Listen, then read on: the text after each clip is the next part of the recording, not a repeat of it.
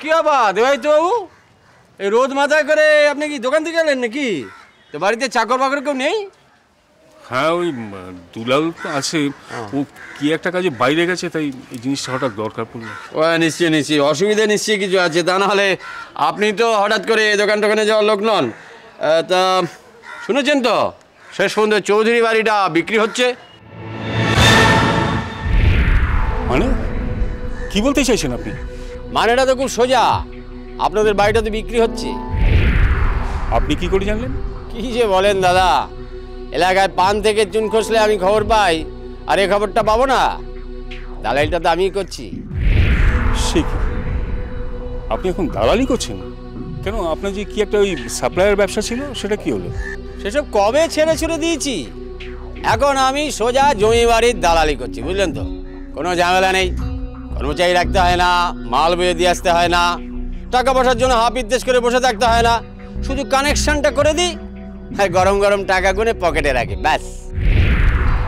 ঠিক বুঝলাম না, কানেকশন মানে? কানেকশন মানে ওই ক্রেতা বিক্রেতা তারে তারে কানেকশন করে দিই, বুঝলেন তো? লাইট জ্বললে 2%, না জ্বললে 50-100 টাকা, যেরকম পার্টি সেরকম কোপ। তবে ওই সুজিত সান্যাল লোকটা জানেন তো, মহা ঘোড়েল। ওর থেকে পয়সা বার করতে না মাথার ঘাম পায়ে ফেলতে হবে আমাকে, বুঝে গেছি। কে সুজিত সান্যাল? সব বাবা, আপনি চেনেন না নাকি? আরে আপনাদের বাড়িতে তো থাকে, আপনার বাবা ওনার স্ত্রীর নামেই তো চৌধুরী বাড়িটা দানপত্র করে গেছেন। আপনি জানেন না কিছু? আমি সব জানি, তবে বাড়ি বিক্রির খবরটা সঠিক নয়, আপনি ভুল শুনেছেন। এই শুনুন শুনুন, আমার হার্টের দোষ আছে, কিন্তু কানের দোষ আছে এটা আজ অব্দি কেউ বলেনি। আমি ভুল শুনলাম। হ্যাঁ, নিজ গৃহে পরবাসীর মতো আছেন, তাই হয়তো আপনি জানেন না, স্বাভাবিক। আমি সব জানি, শুধু শুধু খেটে মরছেন, ও বাড়ি বিক্রি হবে না, জান। আরে বিক্রি হবে না মানে? আলবাত বিক্রি হবে।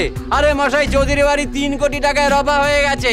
ওই প্রমোটার আর ওই সুজিত সান্যাল, তার 2% 6 লাখ টাকা। আমি মনে মনে আমার হিসেব করা সেরে ফেলেছি, বলে বাড়ি বিক্রি হবে না। 6 লাখ কেন, 6 পয়সাও আপনি পাবেন না, জান। হলে 6 পয়সা পাবো না? জানতাম। সকালে উঠে এক শালিক দেখেছি, এরকম একটা খারাপ খবর শুনতে হবে। আরেকটা শালিক যদি দেখা যেত তাহলে কেটে যেত বোধ হয়। না, শালিক ফালিক আর হবে না। যাই শনি মন্দিরে একটা আদুলি ফেলে পুজোটা দিয়ে আসি, যদি কেটে যায়। 2%। चढ़ गया ऊपर रे अटरिया पे लोचड़ कबूतर रे गुटर गुटर गुटर गुटांग। अरे বিশাখা, তুই যদি জানতিস তোকে জব্দ করার জন্য আমি কত কসরত করছি। গুটুর গুটুর, এই যে গুটুর গুটুর না বেটা, এই যে গান গাইছি। তুই গান গাইছিস? মানে এই বাড়ি ছেড়ে যেতে হবে আর তুই গান গাইছিস? আরে দাঁড়া রে, বাড়ি ছেড়ে যেতে হবে, তুই টেনশন করিস না, আমরা কোথায় বাড়ি ছেড়ে যাবো না।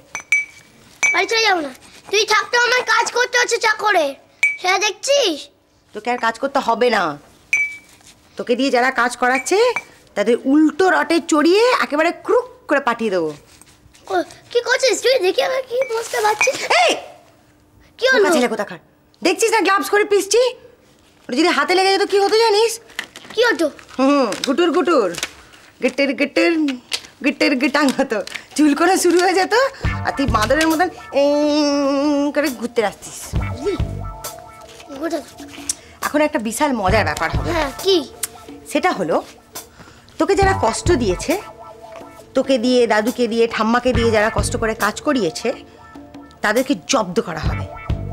এই মশলাটা নেব, আমি এরকম করে দিয়ে করে ফুঁক মারবো, আর তার মধ্যে কি হবে বলতো? তারপর কি হবে? নাচবে ওরা? হ্যাঁ, গুটুর গুটুর গুটুর গুটাং চিলকোতে চিলকোতে নাচবে, বুঝলি? টেনশন করিস না, আমার ছেলেকে দিয়ে যারা কাজ করিয়েছে না, তাদের সকলকে আমি গুটুর গুটুর গুটুর গুটাং 5 মিনিট সময় দে, তারপরে দেখ কি হয়। কি গো, এই রোদ্দুরে তুমি কোথায় বেরিয়েছিলে? কোথায় ঘুরছিলে? রীতা পিসি দোকানে পাঠিয়েছিল, দুলাল নাকি কোথাও বাইরে গেছে।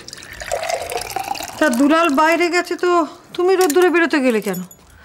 দুলাল এলে তারপর ওকে পাঠাতে পারতো। ছাড়ো না, আমার এখন অভ্যেস হয়ে গেছে।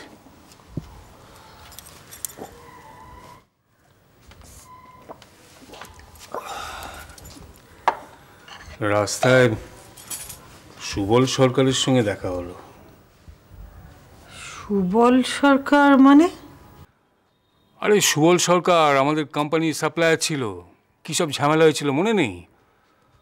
সুবল এখন জমি বাড়ির দালালি করে। তা কি বলছিল লোকটা? আমাদের কথা, এই বাড়ির কথা, সুজিত পিসের কথা। সুজিত পিসের সঙ্গে যোগাযোগ হয়েছে। পিসুমশের সাথে যোগাযোগ হলো কি করে? সুজিত পিসে ওর সঙ্গে যোগাযোগ করেছে, এই বাড়ি বিক্রি করার চেষ্টা করছে। বলছো কি তুমি? পিসুমশাই বাড়িটা বিক্রি করে দেবেন? তা আবার সুবলকে বলেছে? সুবলের এই বাড়ির উপর যা রাগ, তাতে তো ও এই সুযোগ হাতছাড়া করবে না। এই বাড়ি বিক্রি করে পুরনো অপমানে শোধ তুলবে। আমি যে এখন কি করি? এই বাড়ি বিক্রি হয়ে গেলে তোমাদের নিয়ে কোথায় যাব? এতগুলো লোক উচ্ছেদ হয়ে গিয়ে কোথায় গিয়ে উঠবো? আচ্ছা, সুবল পুরনো রাগ মেটাতে তোমাকে মিথ্যে কথা বলছে না তো? হয়তো তোমাকে ভয় দেখাবার জন্যে। আরে না না, সুবলের সঙ্গে নিশ্চয়ই সুজিত পিসের যোগাযোগ হয়েছে, না হলে জানবে কি করে?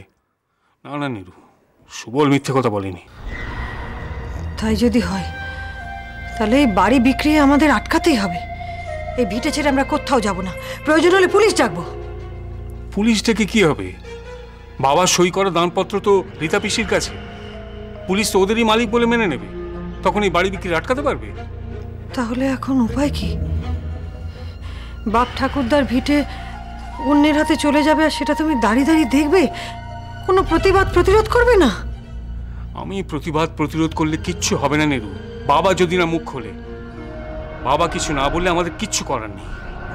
কিন্তু এভাবে সব কিছু চুপচাপ মেনে নেওয়াটা ঠিক হবে না। বাবাকে জানাও। দেখো, বাবা যদি বাড়ি বিক্রির খবরটা না জানেন, তাহলে বাবাকে তো জানাতে হবে।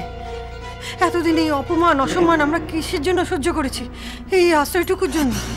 এটা যদি চলে যায় তাহলে তাহলে আমরা কোথায় গিয়ে দাঁড়াবো?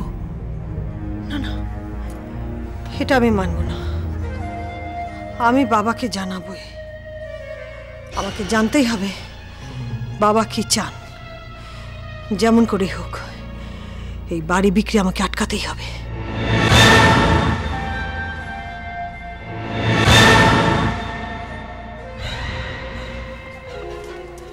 বিশাখা, সুদীপ, দেখেছিস বান্টি? আমাদের কপালই ভালো রে, সময়টা ভালো পড়েছে। ভগবানও সাথ দিচ্ছে, কেউ নেই। তুই দরজার কাছে গিয়ে দাঁড়া, কেউ যদি আসে আমায় কু কু কু আওয়াজ করবি, হ্যাঁ? কেউ যেন না আসে। হ্যাঁ মা। বিশাখা, গুটের গুটের গুটুর গুটান, তুই এলে বলবি ভালো করে। হবে না রে পাগলা, ক্ষীর খা, খাবি কি ঝাঁটে মরে।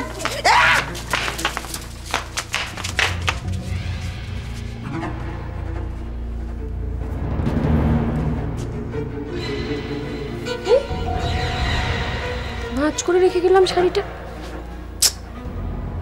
কি যে হয় বাড়িতে কে জানে বাবা।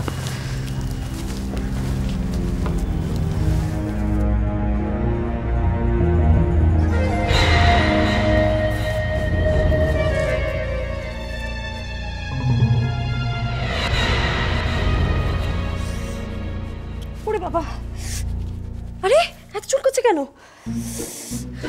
চলে যাচ্ছে তো গা। কিছু একটা ছিল আমার শাড়িতে, ব্লাউজে। কি ছিল? ও মা গো!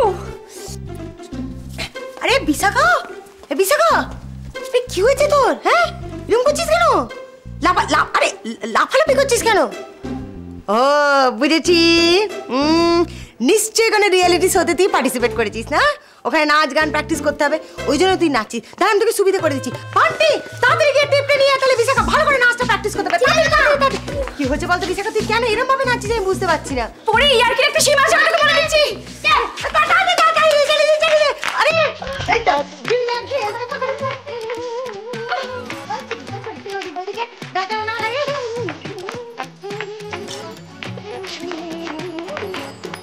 আরে শেষ করে দে পরে।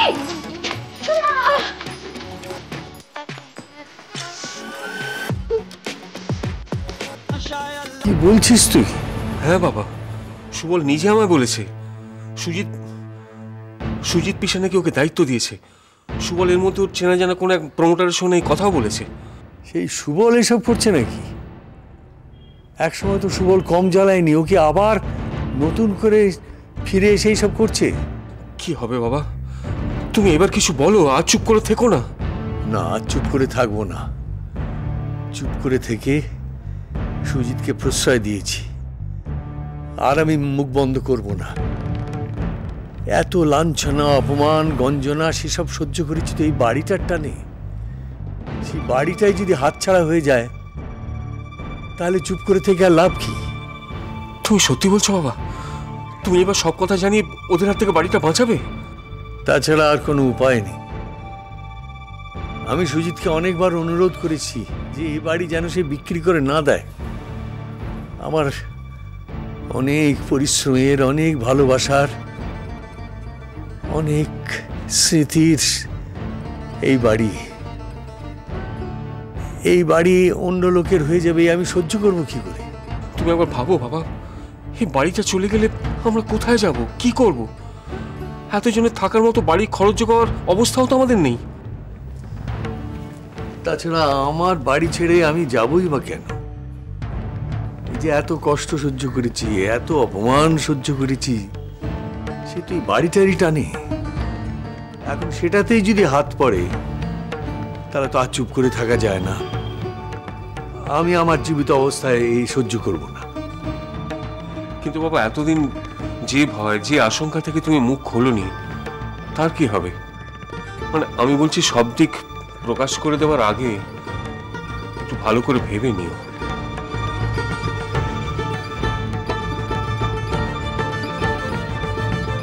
হ্যাঁ,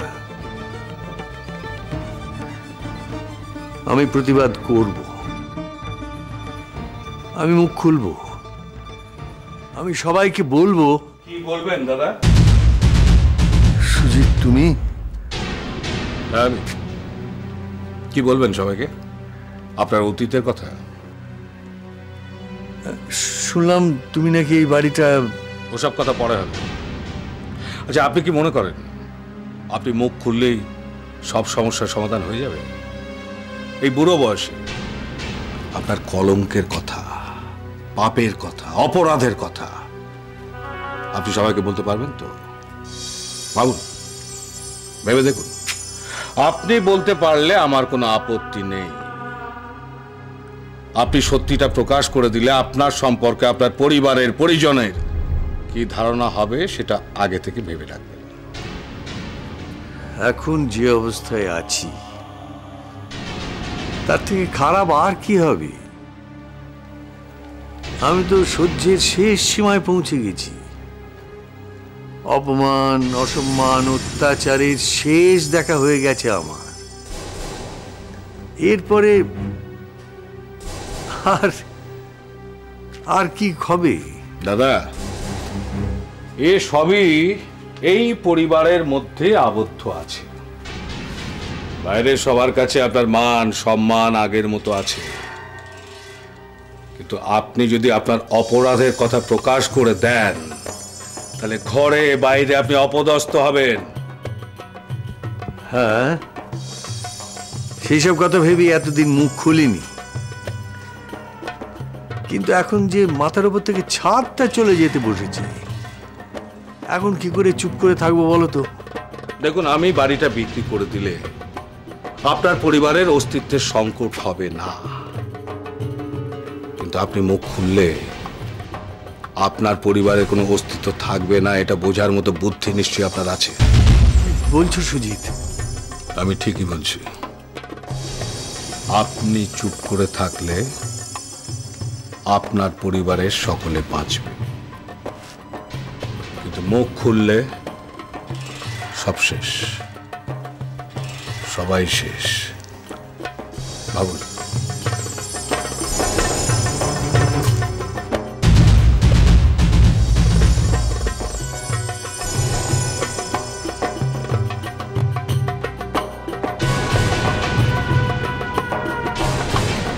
না, না